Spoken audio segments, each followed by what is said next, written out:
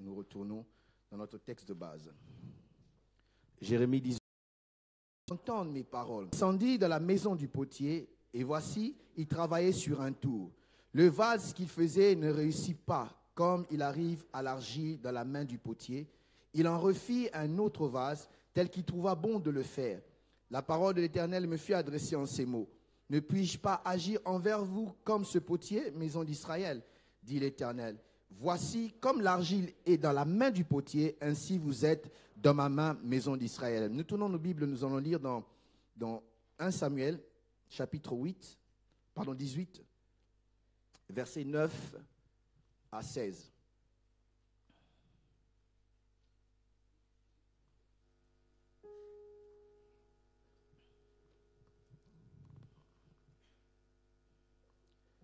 « 1 Samuel 18, 9 à 16. » Si on n'a pas trouvé, c'est dans l'écran, on peut lire ensemble. 1, 2, 3. « Et Saül regarda David d'un mauvais œil à partir de ce jour dans la suite.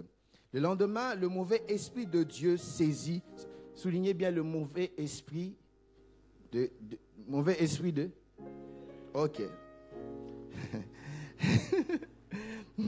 Le mauvais esprit de Dieu qui eut des transports au milieu de la maison. David jouait comme les autres jours, et Saül avait sa lance à la main. Saül leva sa lance, disant en lui-même, « Je frapperai David contre le paroi. » Mais David se détourna de lui 2 fois. Saül craignait la présence de David parce que l'Éternel était avec David et s'était retiré de lui.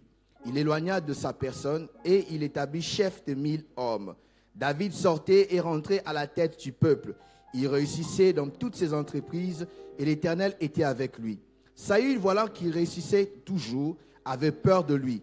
Mais tout Israël et Juda aimaient David parce qu'il... Amen. Avant de nous asseoir, s'il vous plaît, j'aimerais que nous puissions prier. Mais avant de prier, j'aimerais que ensemble, nous puissions partager ce thème intitulé « Le mal ». Et quand le mal, le méchant et la méchanceté travaillent pour les potiers. J'aimerais que tu puisses m'aider. Regarde ton voisin dans les yeux. Dis-lui, quand le mal, le méchant et la méchanceté travaillent pour les potiers. Ok, change de voisin. Dis-le lui vraiment. Dis-lui. Dis-lui, tu sais que le mal, les méchants et leur méchanceté sont là comme des instruments que le potier est en train d'utiliser pour la transformation de ta vie. Tu n'as pas bien dit, dis à ton voisin, est-ce que tu sais que le mal que tu es en train de traverser, les méchants que tu es en train de rencontrer et leur méchanceté sont seulement des instruments, oh my God, que le potier est en train d'utiliser pour transformer ta vie. Ah, je bénis Dieu parce que ta vie ne reste plus la même. Je bénis Dieu parce que Dieu va transformer ta vie. Si tu es d'accord, lève ta main, criez. On va prier le Seigneur. Nous avons besoin de ta grâce ce matin, Seigneur. Et nous prions que ton esprit nous conduise. Saint-Esprit, viens glorifier Jésus. Parle au travers de notre bouche et transcende nos limites, transcende nos faiblesses, transcende, Seigneur mon Dieu, nos lacunes et glorifie ton nom dans la vie de quelqu'un. Au nom de Jésus. Amen. Reprenons nos places. Oh, gloire à Jésus. Gloire au Seigneur. J'aimerais de tout mon cœur dire merci d'abord au Seigneur pour cette grâce et pour ce privilège qui nous accorde de nous tenir devant vous pour apporter la parole de Dieu. Je me rends compte toujours après des années de prédication, je me rends compte que prêcher c'est toujours difficile. Difficile parce qu'il faut trouver le message qu'il faut. Il faut non seulement trouver le message qu'il faut, il faut aussi être cohérent dans ce qu'on dit. Et surtout ça, il faut aussi que la main de Dieu puisse être avec vous. Et pour cela, c'est compliqué. Mais par la grâce de Dieu, je crois que quelqu'un sera béni. Je dis merci au pasteur Noëlla qui n'est pas là, qui prêche à l'extension de Dourdan ce matin. Et je dis merci. Et je dis merci à toute l'équipe pastorale et au comité pour nous avoir permis de pouvoir, n'est-ce pas, représenter l'équipe. Mais avant d'avancer, j'aimerais, pour ma part, honorer quelqu'un qui a été une grande bénédiction pour moi. Lorsque j'étais très, très jeune, c'est quelqu'un qui m'a fait confiance. Je me souviens, on allait chez lui juste pour l'écouter. Et quand il parle, tu rentres, le cœur brûle de Dieu. Et quand je l'ai vu, je suis dans la joie. Ce sera mon bien-aimé Luc Soukadi qui est là, qui vient de Kinshasa. S'il peut lever sa main là où il est. Avec sa femme Gisèle. Lève-toi aussi, madame. Amen, amen. Que Dieu vous bénisse. Welcome. Amen. Et je reconnais, si nous sommes ce que nous sommes, c'est parce qu'ils ont mis ce qu'il fallait en nous. Amen. J'aurais tellement beaucoup de choses à dire, mais je ne suis pas venu pour ça, je suis venu pour prêcher. Amen, amen. Alors je disais, quand le mal, le méchant et la méchanceté travaillent pour le potier. Vous savez, lorsque nous passons un culte comme celui-ci, dans la présence de Dieu, et si vous avez l'occasion vraiment d'entrer dans la présence de Dieu pour louer le Seigneur, le bénir, l'exalter, il y a comme une joie qui remplit nos cœurs.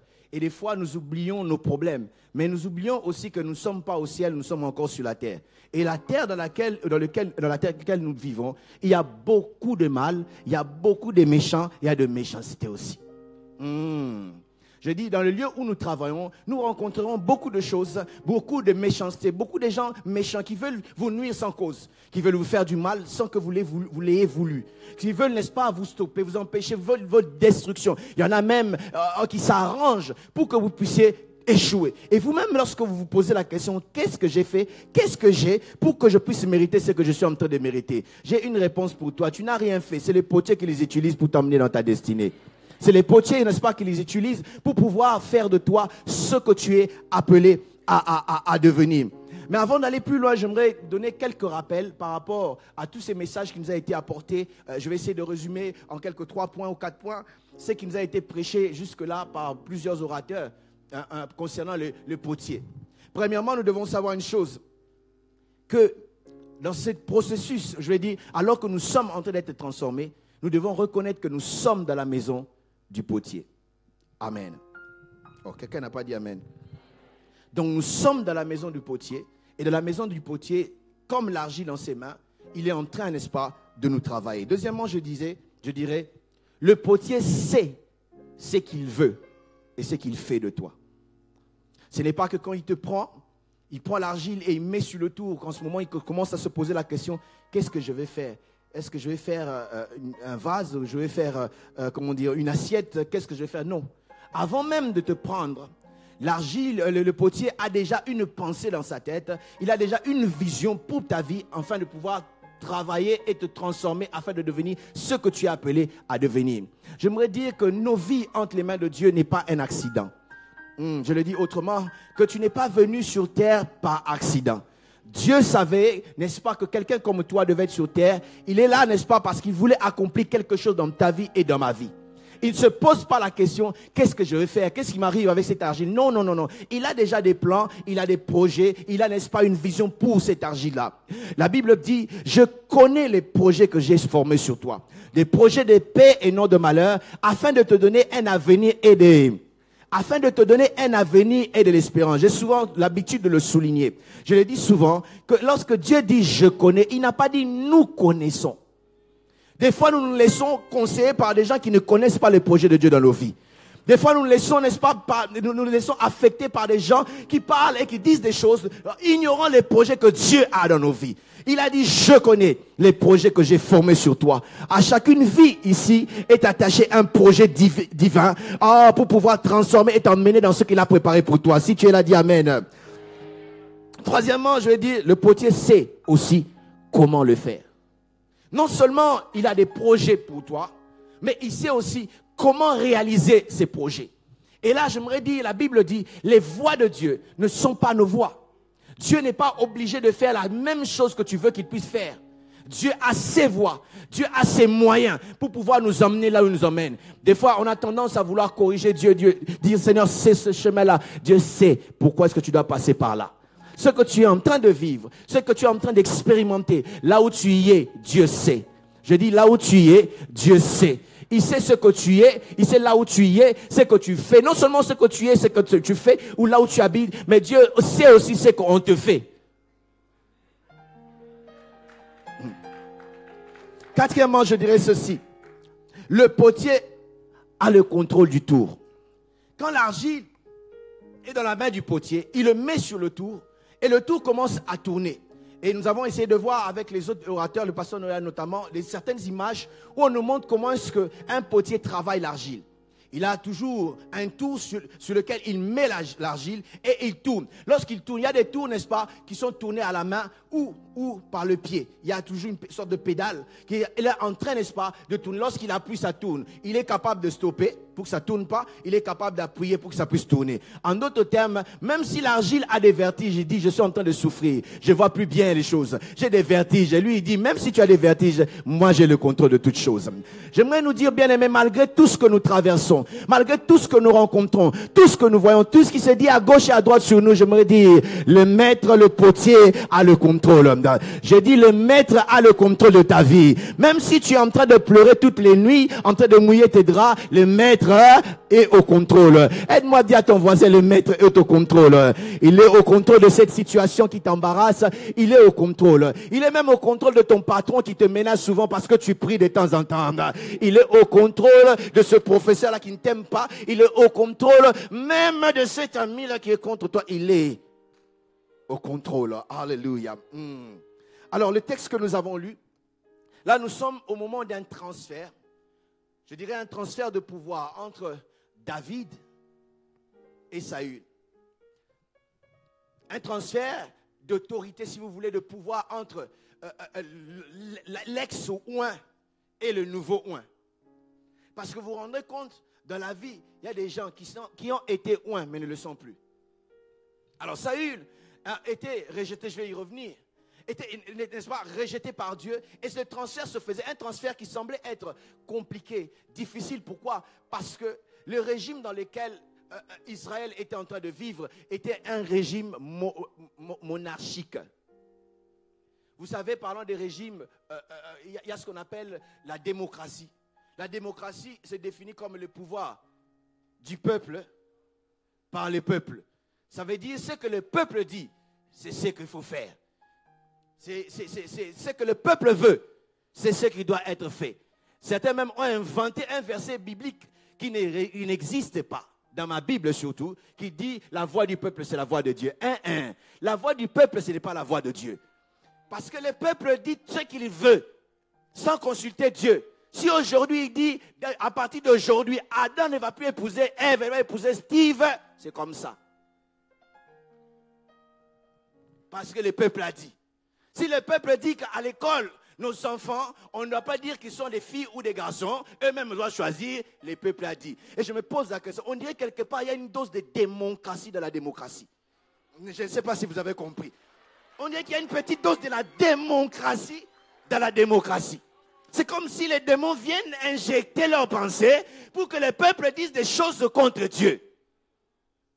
Et dans la démocratie, là au moins, quand le peuple choisit, si le peuple ne t'aime pas, tu ne passeras pas.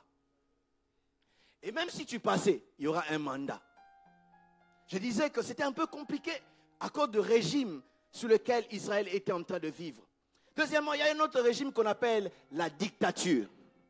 Dans la dictature, il y a un qui est souverain. C'est lui, quand il dit oui, c'est oui. Quand il dit non, c'est non. Si tu ne veux pas, tu meurs.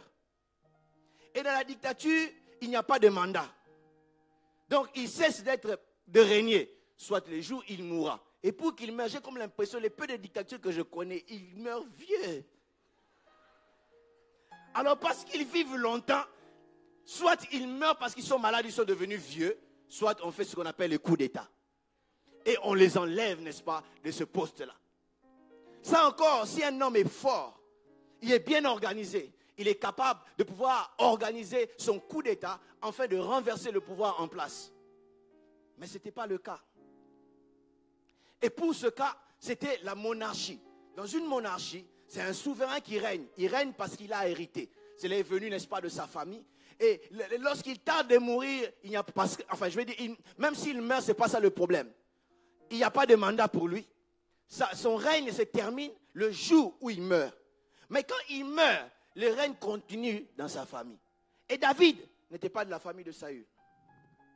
Combien c'est compliqué ce transfert. Mais Dieu lui a dit qu'il serait roi. Mais avant d'arriver là, la raison pour laquelle Dieu a fait que Saül puisse quitter, si vous lisez bien, dans 1 Samuel, à partir du verset 15, c'est là que les choses commencent. Même pas, plutôt ça commence. À partir du verset 13 déjà, nous voyons Saül commencer à tomber, commencer à perdre la place. Saül a été pris par Dieu et Dieu l'a oint. En fait, Saül ne devait pas être le premier roi d'Israël. Il est devenu premier roi d'Israël à cause de la malédiction qu'il y avait sur Juda. Quelque part, la Bible dit que la bénédiction sera jusqu'à dans la 10e génération.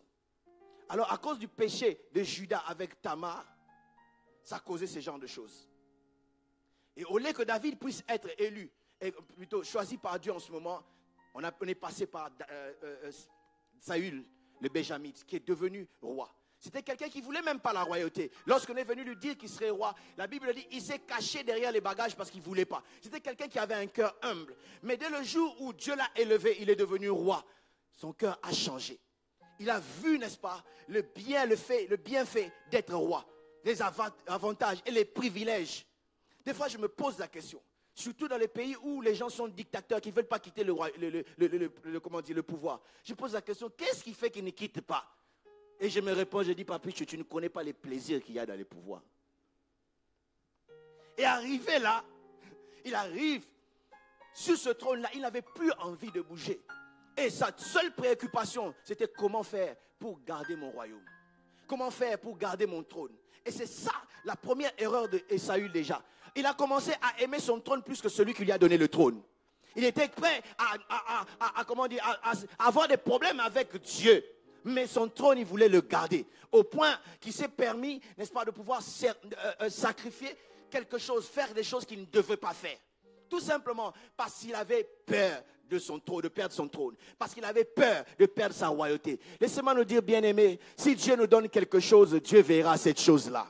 Oh my God, je me dis, lorsque Dieu nous donne quelque chose, nous pouvons veiller, mais notre vigilance est petite. Mais la vigilance de Dieu est plus que ta vigilance. Lorsque tu veilles sur tes biens, toi des fois tu dors, tu tombes malade et tu es inconscient. Mais Dieu ne dort jamais, il ne sera jamais inconscient. Et il voit, il peut veiller sur nous. Et Saül a oublié toutes ces choses. Saül, lui, il a commencé à chercher à protéger son trône de toutes les manières. Il a tout fait. Tout qui était sous son pouvoir pour pouvoir protéger ce que Dieu lui avait déjà donné. Et il se battait pour ça. Et un jour, Dieu lui dit, il y aura guerre avec les Amalécites. Et lorsque tu iras là-bas, tue tout le monde et frappe toutes choses par interdit. Et la Bible me dit, Saül va aller là-bas, ils vont remporter la victoire. Mais au lieu de tuer tout comme Dieu lui avait dit, il a pris une petite partie, il a gardé, il a pris certaines choses, il a tué. Vous savez, c'est plus facile de céder les choses que nous aimons pas que les choses que nous aimons. Il est facile de céder, je dis, les choses que nous aimons pas. Il y a des gens qui se vantent, ils se disent, moi, la musique mondaine, je ne danse pas. Peut-être parce que tu n'as jamais eu d'attrait à cela. Il y a les choses là qui restent encore, c'est ce que Dieu veut. Et la Bible dit, il a gardé cela. Et lorsque Samuel va venir, le prophète va lui parler, il lui dit, est-ce que tu as fait tout ce que l'Éternel t'a dit? Il a commencé à mentir. Le plus grand problème de Saül, c'était pas Saül n'était pas sincère devant Dieu. Je l'ai toujours dit et je ne cesserai de le dire. La sincérité nous emmènera au ciel. Il y a des gens qui n'iront pas au ciel parce qu'ils ne sont pas sincères. Il est en train de mentir, il dit non, j'ai fait ce que le Seigneur. Et Saül va lui dire, et c'est quoi ces bêlements que je suis en train d'entendre, ce bruit que j'entends? Il dit non, nous avons pensé que nous pouvons offrir aux Éternels les sacrifices. Nous ne faisons pas les choses pour plaire à Dieu selon nous, mais si nous voulons plaire à Dieu, nous devons plaire à Dieu selon lui. Je ne peux pas dire, je vais aller me prostituer pour que l'argent que je vais avoir, je puisse venir construire l'église de Dieu. Non. Si tu veux plaire à Dieu, plaît à Dieu selon ses règles, selon ses conditions. Et là, il commence à mentir. Et Saül va lui dire, tu as désobéi. Dans le chapitre 15, verset 26, il dit ceci. Il dit, puisque tu as rejeté la parole de l'Éternel, toi aussi tu seras rejeté. Parce que tu as voulu faire les choses à ta manière. Parce que tu es devenu arrogant. Il dit, lorsque tu étais petit à tes propres yeux. Il y a des gens, lorsque Dieu le donne, directement ils se voient plus que ce que les gens les voient. Vous le voyez d'une certaine manière. Et lui, il croit que vous êtes anormal parce que vous ne comprenez pas ce qu'il est. Le problème, ce n'est pas vous. C'est lui qui se voit comme un gratte-ciel alors que c'est un petit nain. Quand tu étais petit à tes propres yeux. Quand tu étais petit à tes propres yeux, Saül, mais tu es devenu tellement arrogant. Tu es devenu, le prophète vient, tu n'as même pas peur. Qu'est-ce que Dieu va dire qu'il parle? Est-ce qu'il sait? Écoutez, Dieu n'est pas aveugle, Dieu n'est pas ignorant. Dieu sait. Je préfère me rendre et dire moi-même pour que Dieu me pardonne. Que Dieu puisse, n'est-ce pas, me détecter par une parole de connaissance.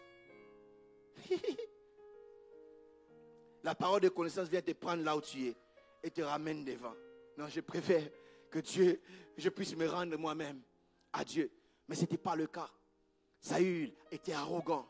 Saül a désobéi à la parole de Dieu. Et parce qu'il a désobéi, il a commencé à perdre le royaume. Et Dieu lui a dit, parce que tu as rejeté, parce que tu as désobéi, tu vas perdre ton royaume. À chaque fois que nous désobéissons à Dieu, nous perdons quelque chose. Je vais le répéter pour que quelqu'un l'entende bien. Je dis, à chaque fois que nous désobéissons à Dieu, nous perdons quelque chose. Saül s'est rébellé à Dieu. Il connaissait la volonté de Dieu, mais il n'a pas voulu faire ce que Dieu voulait, mais il a voulu faire ce que lui, il voulait. Ce que lui trouvait bon de faire. Et Dieu a dit, parce que tu es devenu rebelle. Et la Bible parle de la rébellion comme la sorcellerie. C'est étonnant. Saül est devenu manipulateur. Cherchait à faire des choses pour arriver dans ses propres fins à lui-même. Et la Bible compare cela à la sorcellerie. Parce qu'un sorcier, c'est un manipulateur qui cherche à te pousser à faire des choses que tu n'as pas envie de faire. Parce qu'il veut atteindre un résultat. Il y a des gens qui ne sont pas des sorciers parce qu'ils sortent dans leur corps la nuit, je ne sais pas où ils volent. Mais des sorciers sont des véritables manipulateurs. Même parmi les enfants de Dieu. Il peut te dire quelque chose, soi-disant une vérité. Mais il te dit ça parce qu'il attend de toi ceci. Et toi, ignorant que tu es, tu fais ce qu'il te dit pour tomber dans ce que lui attendait. Et la rébellion a fait que Saül soit rejeté. Rejeté par Dieu. Je prie Dieu que Dieu nous aide, bien-aimés. Et si vous vous rendez compte, vous lisez la Bible, vous comprendrez, il était rejeté de la royauté. Mais il a continué à régner quand même. Quelqu'un a dit, Dieu est la seule personne qui peut te virer sans te dire et te laisser travailler. Il y a des gens qui, soi-disant, travaillent pour Dieu. Mais Dieu les a déjà virés. Les gens les acclament. Les gens les suivent. Sur Twitter, les gens les suivent. Sur Instagram, ils sont là. Sur Facebook, les gens les suivent. Mais Dieu ne te suit pas. Tu pars toi-même avec les autres. Sans Dieu. Parce que depuis longtemps, Dieu t'a viré déjà. Dieu est la seule personne qui peut te virer sans t'avoir signalé qu'il t'a viré. Donc tu travailles pour rien. Voilà pourquoi la Bible dit, dans les derniers jours, certains diront, Seigneur, n'avons-nous pas chassé les démons en ton nom? Oui, mais moi je ne te connais pas. Parce que dans ma liste des travailleurs, tu n'existes pas. Je t'avais déjà viré. Le problème, c'est toi qui ne le savais pas. Bien-aimé, si tu vis en désordre, tu vis dans le péché, et que Dieu continue à t'utiliser, pose-toi des questions. C'est quel Dieu tu es en train de servir? Parce que si c'est le Dieu de la Bible, crois-moi, il t'a viré, c'est toi qui ne le sais pas.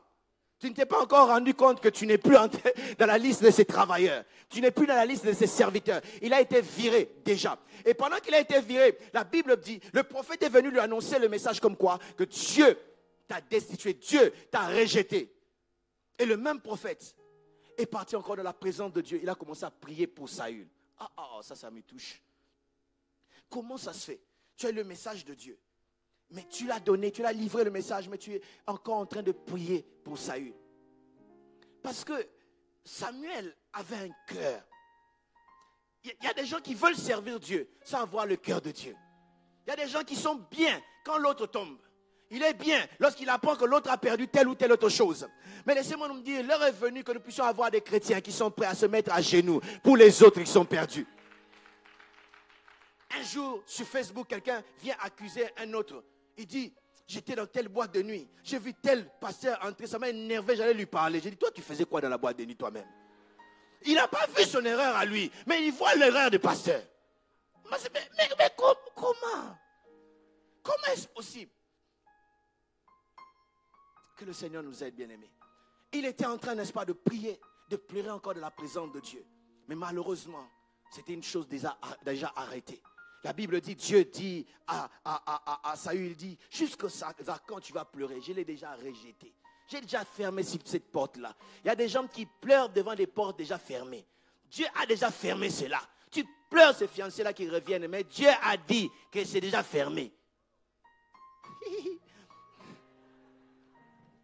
Tu restes là, oh Dieu, on m'a laissé qu'il revienne. Et Dieu dit non, non, non, pas lui. Parce que lorsque Dieu dit non quelque part, c'est qu'il a un meilleur oui pour toi. Des fois, nous ne savons pas qu'il y a un meilleur oui pour nous. Nous commençons à pleurer derrière un travail. Oh, j'ai raté ce CDI. Dieu a mieux qu'un CDI. Dieu veut te donner une entreprise à toi-même. Mais le problème, nous pleurons devant une porte fermée alors que Dieu a ouvert une porte déjà à côté. Aide-moi bien à ton voisin, il y a une porte à côté de toi. Oh, je dis, il y a une porte à côté de toi. Lui-même, il dit qu'il est celui qui a les clés de David. Quand il ouvre, personne ne peut fermer. Et quand il ferme, personne ne peut ouvrir. Il y a une porte. Toi, tu ne vois pas. Tu pleures pour rien, mais Dieu a une porte déjà à côté. Dieu lui dit, arrête, cesse de pleurer. J'ai déjà choisi un homme par le nom de David. Un homme selon mon cœur. Mais le comble, lorsque Dieu parlait à Samuel, David ne savait rien. Dieu était en train de parler à Samuel, de David, mais David là où il était, il ne savait rien. Et David se retrouve peut-être en ce temps parce qu'il était en train de prendre soin des brebis de son père. Et je me dis, ce n'était pas beaucoup, ce n'était pas une famille riche. Pourquoi? Parce que David, le grand frère de David va lui dire lorsqu'il voulait renverser Goliath, il lui dit, à qui est-ce que tu as laissé notre petit troupeau? Donc, en Israël, on pouvait voir la richesse d'une famille par rapport à leur troupeau. Donc, il n'avait pas, c'était pas une famille riche. Et il était là peut-être avec des petits troupeaux qu'il avait. Peut-être il n'en avait que 12. Je ne sais, peut-être il en avait 14 ou 20. C'est peu en Israël. Ah, il était en train de veiller sur eux. Mais de l'autre côté, Dieu, j'ai dit quoi? Dieu, mais je ne sais pas si vous avez entendu, je dis Dieu, était en train de parler de lui. Des fois, Dieu parle de nous sans que nous sachions ce qu'il fait. Et le comble, c'est que des fois, nous sommes en train de faire des bêtises quand Dieu a des bons projets pour nous. Lorsque les enfants d'Israël sont sortis d'Égypte et ils étaient dans le désert, Moïse à la montagne, Dieu parle à Moïse. Il dit, lorsque tu vas descendre, tu vas oindre Aaron comme, pas sacrificateur, mais comme souverain sacrificateur. Mais le pauvre Aaron, en ce moment-là, il est en train de faire un veau d'or. Il y a d'autres personnes qui disent, les plans de Dieu pour toi, c'est bien, mais tu es encore dans l'impudicité. Tu es encore dans les boîtes de nuit. Mais là, tu es même venu d'une boîte de nuit et tu es là au culte. Heureusement, tu as rencontré ce message. Dieu est en train, n'est-ce pas, de faire des plans pour toi. Dieu voit une grande servante de Dieu, un grand serviteur de Dieu. Toi, dans les boîtes, tu es encore en train de danser. Dou. Mais là, Dieu est en train de nous parler. Il dit, non, ce sera mon serviteur. Ce sera ma servante. Ah, et ce sera un grand homme que je vais utiliser dans le monde des affaires, dans ceci ou de cela. Mais toi, tu ne sais pas. Et Dieu a dit à Saül, il dit, cesse de pleurer, car je me suis pourvu un roi dans la maison d'Isaïe. Prends, n'est-ce pas, ta corne d'huile et va dans la maison d'Isaïe. Là, tu vas trouver le roi que moi j'ai choisi. Samuel plutôt, a reçu le message, mais il ne connaissait pas le roi. Et je me rends compte, des fois, Dieu nous dit des choses, mais il ne nous donne pas tous les détails. Il peut donner des détails, mais des fois, il ne donne pas tous les détails. Oh, d'ailleurs, à chaque fois que Dieu vous dit quelque chose sans détail, c'est qu'il est en train de travailler votre sensibilité. Tu n'as pas bien compris. Il a dit à Abraham, prends ton fils, ton unique Isaac, tu vas le sacrifier dans la montagne que je te montrerai. Et là, il y avait une chaîne de montagnes. Donc, Abraham était obligé de rester connecté à Dieu pour lui poser la question, est-ce cette montagne? Est-ce celle-là? Est-ce celle-ci? Est-ce celle-là? Pourquoi? Parce que Dieu voulait travailler sa sensibilité. Dieu n'est pas obligé de te donner les détails. Un moyen pour te faire grandir dans la foi, ce n'est pas te donner les détails pour que tu puisses le faire confiance même quand tu ne comprends rien. Et là, Samuel était en train de venir avec la corne d'huile, remplie d'huile dans une corne. Avant, c'était une fiole d'huile, mais là, c'était une corne. Il y a une différence entre la corne et l'huile. C'est que la corne, une fiole d'huile, on peut fabriquer ça. Mais la corne est naturelle. Mais pour avoir ça, il faut tuer quelque chose. La véritable onction doit demander la mort quelque part. Tu vis trop. Tu vis beaucoup. Tu vis beaucoup pleinement et tu aimes ta vie. Il fallait que, n'est-ce pas, je ne sais pas si c'était la corne d'un bélier, je ne sais pas, d'une vache ou je ne sais, mais la vache devait mourir. Il fallait qu'on puisse sacrifier pour faire une corne. Les gens veulent l'onction, mais ils ne veulent pas les difficultés quand même l'onction. Tu ne peux pas vouloir la double onction de ma vie sans vouloir la double portion de mes misères. Surtout moi là, si tu la veux, je peux te la donner, double portion, allez, reçois. Passe par où est-ce que je suis passé. Longtemps, tu vas rouler dans BM double pied. Heureusement, il y a une fin pour toutes choses. Hey! Alors, tu n'es pas prêt, n'est-ce pas, à faire des sacrifices pour avoir l'onction, bien-aimé. Vous pouvez venir, on prie pour vous, on impose les mains. Vous tombez, vous recevez l'onction. Mais pour que l'onction soit active, il faut les troubles. Il faut que tu passes des problèmes. Il faut que tu puisses travailler. Il y a des problèmes que tu ne comprends pas là. C'est les problèmes là qui activent l'onction qui est en toi. Et le pauvre David était un bon berger avec peu de troupeaux. Les lions ne venaient pas, l'ours ne venait pas. Mais lorsqu'il a reçu l'onction, les ours ont commencé à venir, les lions ont commencé à venir. Les problèmes que tu vois, c'est quoi? Ce n'est rien, c'est l'onction qui est sur toi, qui est en train d'être activée. Et Samuel, lorsque Samuel est en train de venir dans cette maison avec la corne d'huile, David ne savait pas. David n'était pas là. Samuel lui-même ne savait pas à qui elle appartenait. Lorsque Samuel a vu Eliab, il dit, oh, certainement, heureusement l'onction n'est pas tombée sur Eliab. Vous savez, si vous donnez l'onction à la mauvaise personne, les dégâts qu'il va... Oh. Mais ce que je bénis, c'est je bénis Dieu parce qu'en fait, Samuel, lui, ne connaissait pas, ne savait pas à qui appartenait l'onction, mais l'onction savait à qui est-ce qu'elle appartenait. Bien-aimé, laissez-moi déjà appris dans ma marche avec le Seigneur que ce qui est à toi, personne ne peut prendre ça. Personne ne peut prendre un complot, faire un complot contre toi, là où Dieu... Ah, je dis personne. Personne ne peut te mettre à côté là où Dieu t'a placé. Personne ne peut fermer la porte que Dieu a ouverte. Je dis personne ne peut te faire descendre là où Dieu t'a élevé. Personne et personne. Ce qui est à toi, aide-moi à dire à ton voisin, ce qui est à toi est à toi. Si tu as perdu ce travail-là, ce n'est pas ton travail. Ton travail va t'attendre, même si tu n'es pas ici en France, tu viens encore ailleurs, le travail va t'attendre. Oh, aide-moi à dire à ton voisin, oh my God, dis-lui, ce qui est à toi est à toi. Je voudrais t'annoncer que ta bénédiction est signée ton nom dessus. Ah, ton nom est écrit sur ta bénédiction.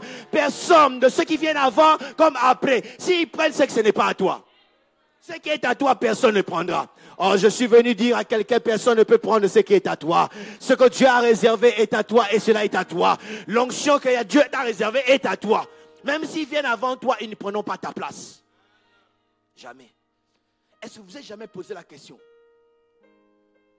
Dieu dit à Élie, je vais te nourrir le matin comme le soir avec du pain et de la viande. Et Dieu a mis le pain et la viande dans le bec d'un corbeau. Un corbeau, c'est un oiseau omnivore qui mange comme les hommes. Il mange tout. Il mange les pains, il mange la viande. Mais parce que la viande appartenait à Élie, il a volé jusque des pots. Bien-aimé, ce qui est à toi, personne ne peut prendre ça.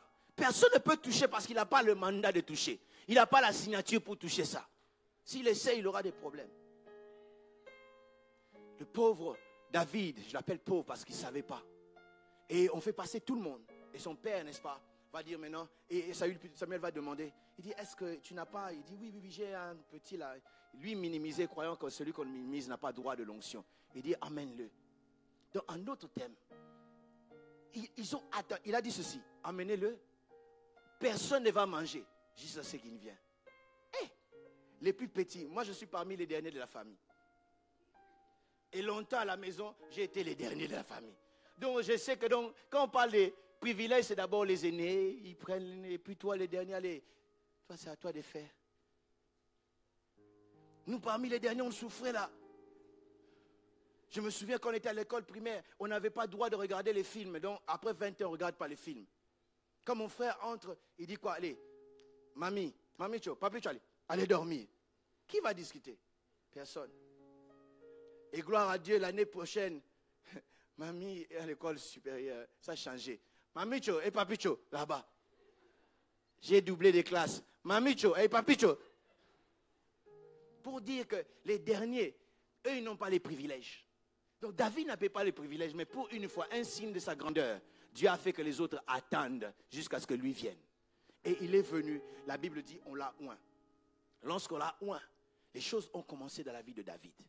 Mais je parlais de la transition tout à l'heure, de pouvoir, de transfert de pouvoir. Mais comment est-ce que Dieu a fait pour que le pouvoir monarchique dont j'ai parlé ici puisse changer d'une famille à une autre? Au même moment que la onction était là, Dieu a envoyé un mauvais esprit. La Bible dit, un mauvais esprit venant de l'Éternel. Ici on dit de l'Éternel, mais en réalité, venant de l'Éternel. Bon, je pose la question. Est-ce que Dieu a quelques mauvais esprits en lui? De temps en temps, il l'envoie ou c'est comment? Non, Dieu n'a pas de mauvais esprit en lui. Parce qu'en lui, il n'y a pas de mal. Dieu est pur, Dieu est saint, Dieu est bon. En lui, il n'y a pas de ténèbres. Plutôt, la Bible dit en lui, il y a beaucoup de lumière. Dieu il est bon. Mais Dieu peut utiliser le mal et les esprits malins comme les instruments. Bon, je vais expliquer encore mieux. Est-ce que vous vous souvenez, lorsque un jour, la Bible dit, les fils de l'Éternel étaient venus. Et le diable aussi est venu. Dieu lui pose la question, tu viens d'où? Il dit, non, j'étais en train de marcher ça et là. Ça, c'est la technique diabolique. Hein? Tu vas où? Je ne sais pas, je vais aller sortir ça et là. Hey! Et Dieu lui dit, ah bon, est-ce que en te promenant, est-ce que tu as vu mon serviteur Job? Il dit, oui, j'ai vu. Ah, tu as vu comment est-ce qu'il me craint? Il dit, non, il ne te craint pas, c'est parce que tu l'as protégé. En d'autres termes, l'esprit malin a déjà tenté, mais il a vu la protection. Vous savez que Dieu nous protège même quand nous ne le savons pas. Oh, mais je ne sais pas. Dieu nous protège quand nous ne le savons pas. Il y a des chrétiens qui développent la peur inutile. Dieu nous protège même quand nous ne le savons pas. Alors, il dit non, mais tu l'as protégé. Il dit, bon, Dieu dit, bon, on va voir. J'enlève, n'est-ce pas, cette protection. Touche, mais ne touche pas à sa vie. En d'autres termes, tout ce que le mal peut faire dans ta vie, c'est seulement ce que Dieu a permis. L'ennemi, le diable, ne peut faire que ce que Dieu lui a donné comme ordre de faire. Il ne peut pas aller au-delà. Il peut te faire tomber malade, il peut te faire perdre le travail, il peut faire ceci, cela, mais il ne peut pas aller au-delà. Il dit, touche, mais ne touche pas à sa vie. Et il a fait tout ce qu'il pouvait faire. Mais il ne savait pas, en le faisant, c'était un instrument pour Dieu. Avant que j'avance, dis à ton voisin, le mal est un instrument à Dieu pour Dieu. Oh, mais change de voisin, dis, le mal là que tu es en train de vivre, c'est un instrument. L'esprit est venu troubler Saül. Et au même moment, quand l'esprit a commencé à troubler Saül, quelqu'un dit non, si c'est comme ça, cherchons un joueur de la harpe, un joueur de musique plutôt, un musicien qui vienne jouer, alors que l'esprit va l'agiter, qu'il puisse le calmer. Et écoutez, la Bible dit, l'un des serviteurs se lève et il dit, moi je connais quelqu'un. On avait demandé seulement un joueur d'instrument. D'après vous, en Israël, il y en avait combien? Il y en avait combien? Si on parle des joueurs d'instruments ici, il n'y a pas que ceux qui jouent ici. Hein. Dans la foule, il y en a. Il y a des bons joueurs d'instruments, il y a aussi des mauvais. Même moi aussi, je sais jouer aux instruments. Même mon fils de quelques mois, il sait jouer aux instruments, il tape à la table comme ça. Ta. Mais ce n'est pas seulement jouer n'importe comment. Regardez maintenant, on dit, moi je connais quelqu'un. Il sait jouer. Il est beau. L'Éternel est avec lui. Est-ce qu'on a demandé tout ça? En d'autres termes, tes qualités t'ouvriront les portes. Oh, tes qualités vont faire que toi, tu sois sélectionné. Il n'y a pas que ça. Mais c'est aussi la réputation que David avait. La réputation va plus vite que nos pieds. La réputation peut arriver dans un pays où tu n'es jamais arrivé. Qu'elle soit bonne comme mauvaise. Et la Bible dit la bonne réputation est comme un parfum de bonne odeur. Bien-aimé, quelle est ta réputation? Aide-moi, dis à ton voisin, c'est quoi ta réputation? Ta réputation, c'est toi, les frères, là, qui prends toujours l'argent des gens, tu ne rends jamais. Pose la question, ta réputation, c'est quoi? Tu es cette sœur-là, quand tu es avec les frères, tu prends les fiancés d'autrui. C'est quoi ta réputation? Je ne parle pas à toi, je suis en train de parler à cette sœur qui est au Ghana. je disais, c'est quoi ta réputation? Et laissez-moi nous dire, la réputation ne se bâtit pas en cherchant à protéger sa réputation. Non. La réputation se bâtit en ayant un bon caractère et en étant un bon chrétien. On ne fait pas d'efforts quand on est un bon chrétien pour sa réputation. Ceux qui font des... attention, on va me voir. Et alors? C'est que tu as un problème. Sois un bon chrétien, tu auras une bonne réputation. Tu n'as pas besoin de travailler ta réputation. D'ailleurs, la différence entre la réputation et le caractère, c'est que la réputation, c'est ce que les gens savent de toi. Mais le caractère, c'est ce que Dieu sait de toi. Il y a des gens, nous savons, qui sont bien alors que Dieu sait, pas ceux-là. Avant que j'avance, pose la question à ton voisin, c'est quoi ta réputation?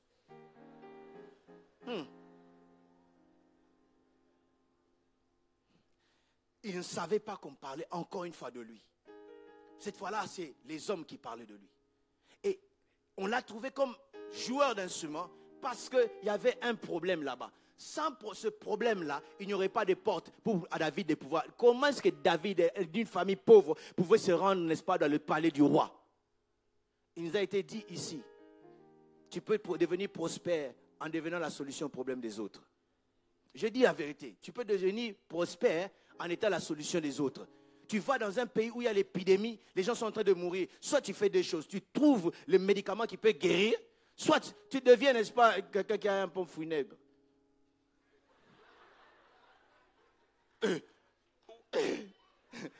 Parce que les gens sont en train de mourir. Et toi, tu fais les cercueils. Tu as aussi les corbillards. Mais tu vas gagner de l'argent. Leur problème devient une solution pour toi. Oh, il y a des personnes qui disent, c'est pas chrétien. Les gens meurent chaque jour. Le problème de l'autre est devenu la solution et la promotion de David. Et David se retrouve maintenant dans le palais. Et là, il se retrouve dans le palais. Là, le mal, déjà, l'esprit mauvais commençait déjà à régner dans cette atmosphère.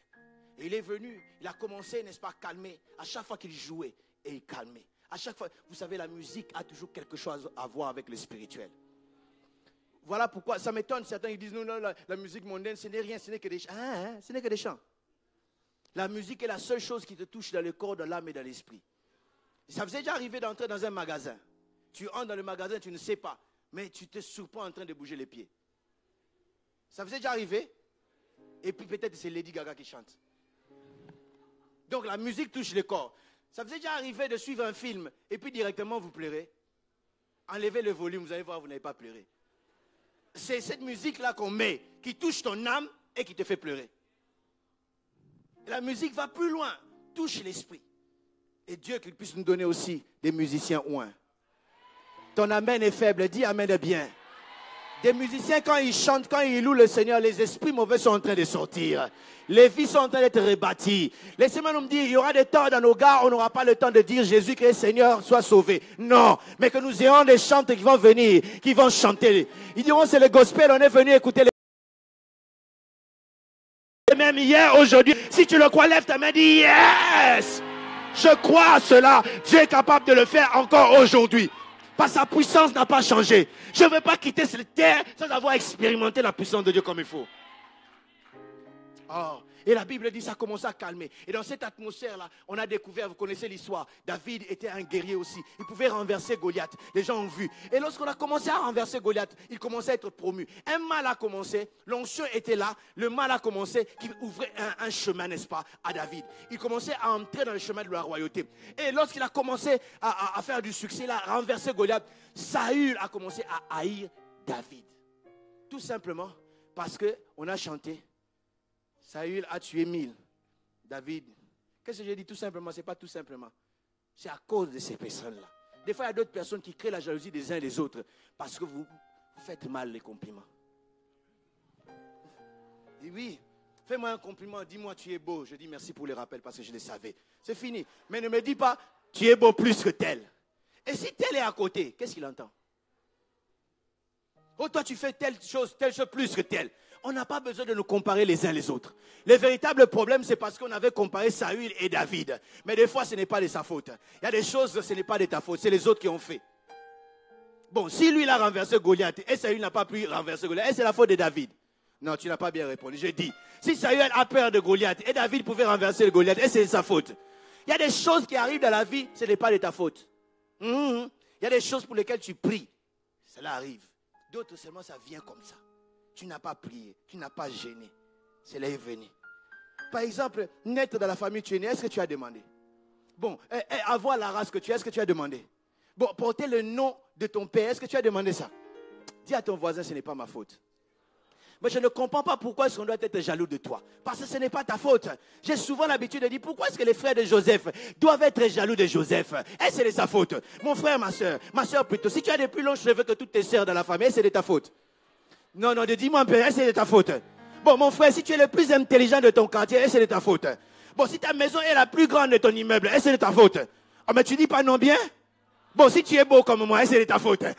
Non! La Bible dit toute grâce est excellente, tout don parfait nous vient d'en haut, de Père de lumière, en qui il n'y a ni changement, ni ombre de variation. Ce n'est pas de ma faute, Dieu me l'a donné. Je ne l'ai pas demandé, Dieu me l'a donné. Et pourquoi est-ce que Saül devient jaloux comme ça? C'est sa force. C'est les autres qui chantent. C'est les autres, ce n'est pas David. Et la Bible dit, il est devenu encore méchant envers David. Et il voulait lui faire du mal.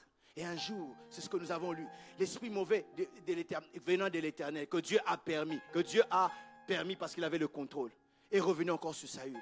Et Saül a pris sa lance. Wouah! La première fois, il a raté. Il a encore jeté 2 fois. Mais tout ça, les gens dans la royauté sont en train de voir. Et la Bible dit, il ne l'aimait pas. Pourquoi? Parce qu'il voyait que les gens l'aimaient et que Dieu était avec lui. À cause de ça, la méchanceté a augmenté. Des fois, bien aimé, vous ne pouvez pas mesurer et savoir pourquoi est-ce que les gens vous haïssent. Des fois, vous-même, vous n'avez pas de raisons. Vous ne savez pas expliquer ça. Mais eux, ils voient ce que vous ne voyez pas. Ils voient en ce petit, c'est lui qui sera roi. Est-ce que lui, il avait reçu une prophétie? Il ne savait pas qu'il était dans un régime monarchique. Mais le mal et sa méchanceté a commencé à travailler. C'était l'œuvre du potier. Avant que j'avance, laisse-moi te dire, ce qui te fait pleurer là, c'est l'œuvre du potier. Dis à ton voisin, ce qui te fait pleurer là, ce qui te fait grincer les dents, ce qui te fait perdre le sommeil toute la nuit, c'est l'œuvre du potier. Toi, tu ne sais pas, il est en train de te travailler. Toi, tu ne sais pas, il est en train d'agir. Il y a des choses que Dieu permet dans ma vie. Ce n'est pas des choses que j'aime. Ce n'est pas des choses que j'apprécie. Il permet que les autres haïssent. Il permet que les autres te méprisent. Il permet que les autres t'écrasent. Mais tout ça, c'est dans son atelier que je suis. Il est en train de me donner une forme. Il voit que cette forme-là, pour que je puisse l'avoir, il faut qu'on puisse me mépriser. Cette forme-là, pour que je puisse l'avoir, il faut qu'on puisse m'écraser. Parce que je suis un ressort. Si on m'écrase, on laissera. Là, on lâchera, je vais monter. Je sais que pour cette histoire-là, on doit, n'est-ce pas, faire ceci. Il est en train de me travailler. Avant que j'avance, aide-moi, dis à ton voisin, il travaille pour toi. Les fouets qui tombent sur ton dos là, ils travaillent pour toi. Tu sauras un jour combien est-ce que les gens, oh my God, oh Dieu est en train de travailler. Il permet même la méchanceté des méchants travailler contre toi. Vous savez, il y a des gens qui font que vous deveniez sérieux à cause de mauvais pronostics de leur vie. Il te dit, toi là, tu seras engrossé. Et toi-même tu dis, parce qu'elle a dit ça, de toute ma vie, jamais cela ne viendra, jusqu'à ce que je sois marié. Pourquoi? Quelqu'un a parlé. Un jour, ça se passe en Afrique.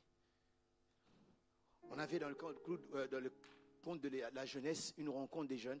On allait visiter, n'est-ce pas, un endroit où il y avait les ordinateurs, etc. Et avant d'y aller, il y a une dame qui m'appelle. Elle me pose la question et dit, l'autre fois tu avais appelé ma fille à l'immeuble, c'était pourquoi? Je dis, je ne me souviens pas. Mais je sais que je l'ai appelé, mais je ne me souviens plus pourquoi. Mais en fait, c'est que c'est un immeuble. À chaque fois que je passe à cet immeuble et que je vois les jeunes dans les fenêtres, je les appelle. Toi, tu ne viens pas à l'église? Je leur parle. Je leur parle souvent. Alors, ce jour-là, c'était la petite soeur de cette soeur-là qui était là. Et je dis, où est ta soeur? Vous ne venez plus à l'église, va l'appeler. Elle est partie, même moi j'ai oublié, elle n'est plus revenue. Or, quand elle est partie, sa mère lui dit, qui appelle? Non, ne parle pas. Et moi et eux, on a tous oublié. Il dit, pourquoi est-ce que tu avais appelé ma fille? Je dis, je ne sais plus, mais je sais que je l'ai appelée. Et puis après, je me retourne pour partir. Il dit, elle n'a que 13 ans. Je ne sais pas, dans vos oreilles, à quoi ça veut dire quoi? Elle n'a que 13 ans. Entre nous, moi j'avais 22 ans. 13 ans. Elle dit, elle n'a que 13 ans. Ah, ça m'a choqué. Je dis, mais qu'est-ce qu'elle pense? Mais moi, à l'église, je suis modérateur, je conduis la kiddo. Elle ne fait pas confiance.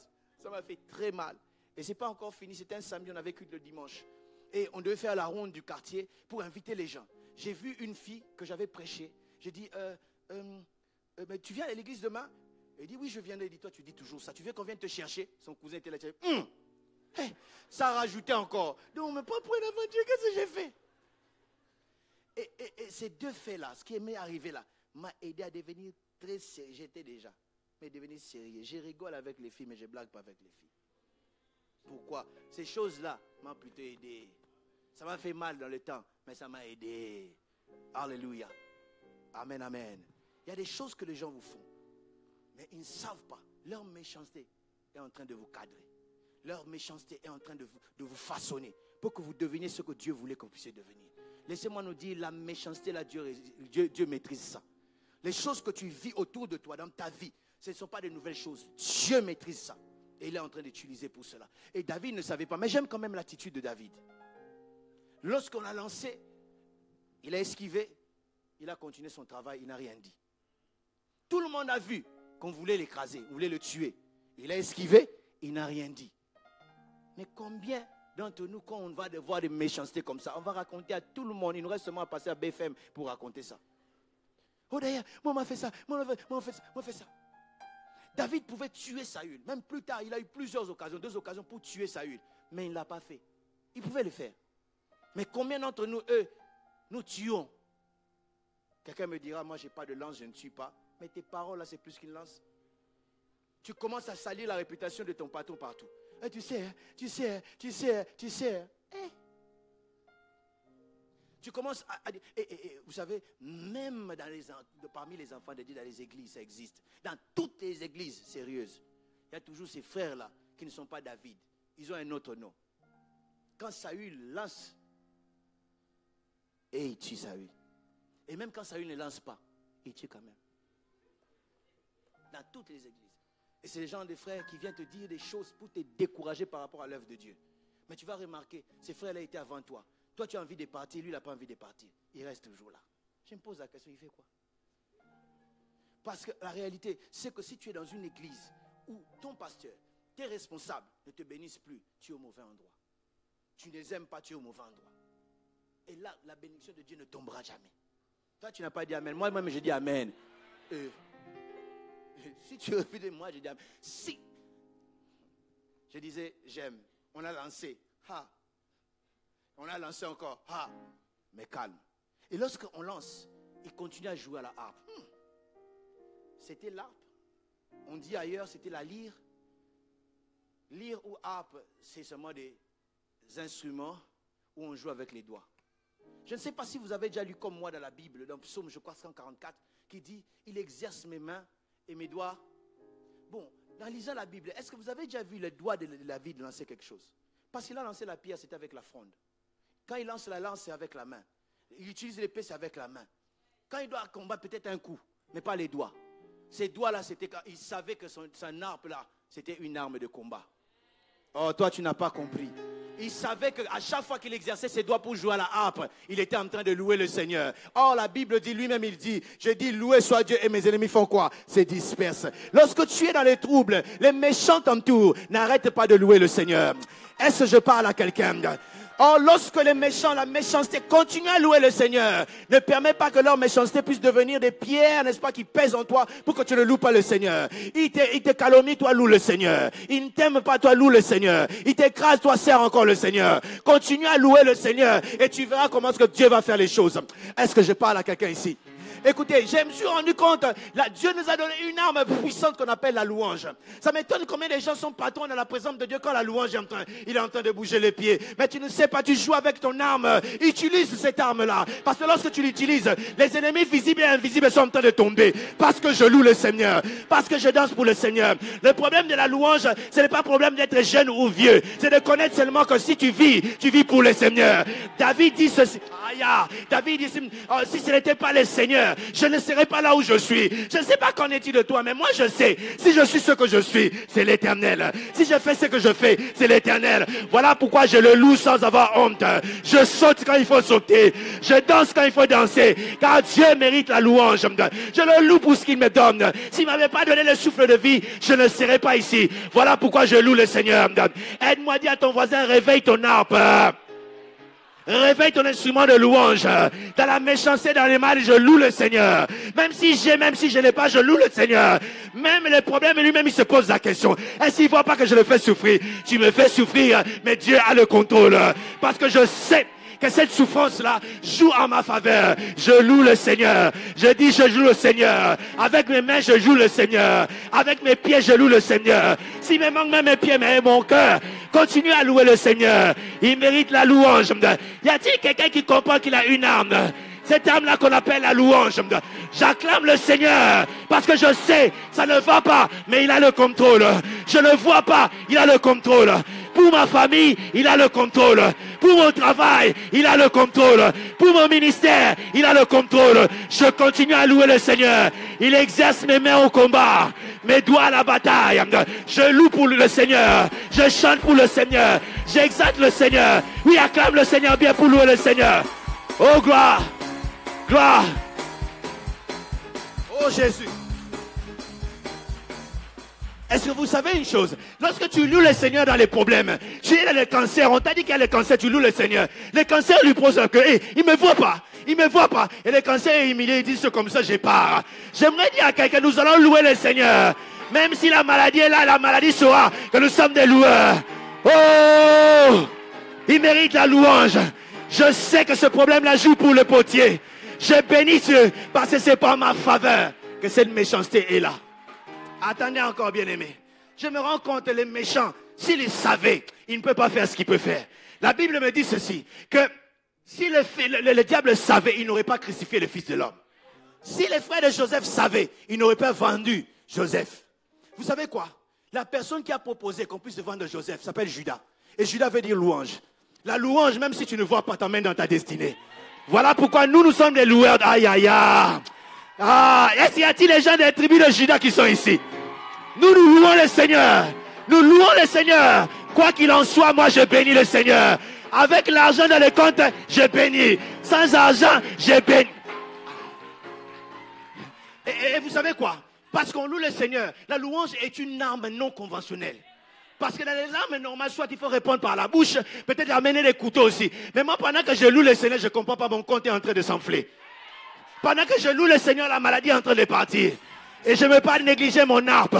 Je ne veux pas négliger la lyre. Car je sais, la mal et la méchanceté jouent pour le potier. Alors que je suis en train de jouer, ça donne un rythme au potier. Il travaille encore pour me... Aïe, pour me travailler. Pour me travailler. Oh, oh, oh, oh.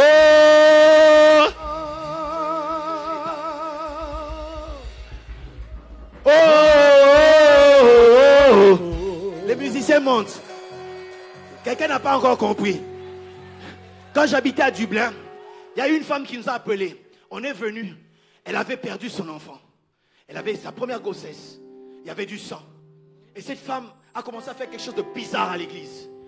Chaque dimanche, pendant la louange, elle ne louait pas comme les autres. Elle va demander un biberon à quelqu'un.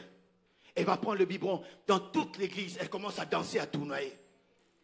Ça, la première fois, ça ne m'a pas embêté. Le dimanche d'après, je dis, oh, elle exagère. C'était embarrassant. Mais comment? Elle n'a pas honte. Le troisième dimanche, elle a pris des bébés.